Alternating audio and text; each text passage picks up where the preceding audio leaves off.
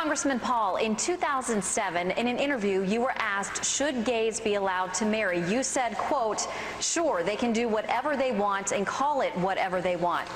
Are you advocating legalizing gay marriage in this country? Well, matter of fact, I spent a whole chapter in a new book I've written on marriage, and I think it's very important, and seeing that I've been married for 53, 54 years now, but I think the government should just be out of it. I think it should be done by the church or private contract, and we shouldn't have this argument, who's married and who isn't married. I have my standards, but I shouldn't have to impose my standards on others. Others have standards, and they have no right to impose their marriage standards on me. Ron Paul should rewrite his bumper sticker. It shouldn't say Ron Paul for president, because he's not really running for president. What he's running for, he's actually succeeding at. What he's running for is American political myth buster. He is showing us, to Chris Wallace's amazement and to mine, that heroin can get applause on a Republican presidential debate stage in South Carolina. And without Ron Paul in this race, we would never hear one sensible thing said about marriage equality on a presidential debate stage. Ron Paul is wrong about the debt ceiling. He's wrong about taxation. He's wrong about government spending.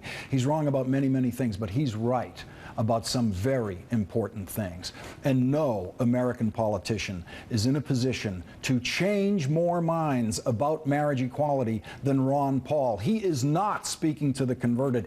He is speaking to conservative Republicans. He is speaking to evangelical Christians. He is going into the halls of the staunchest opponents of marriage equality in this country, and he is telling them a truth so clear and so powerful that he is surely changing minds.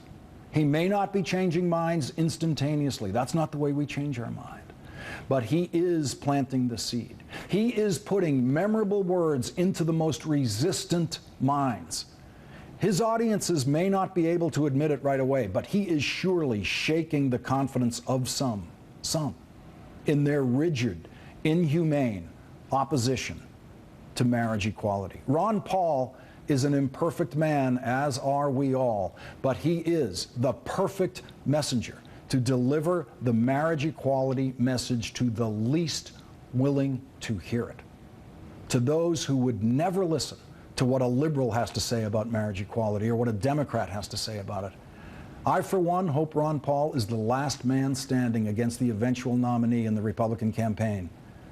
As soon as his presidential campaign microphone is turned off, he will return to the quiet life of an ignorable member of Congress. And eloquence, decency, and political bravery on the issue of marriage equality will disappear from the presidential campaign.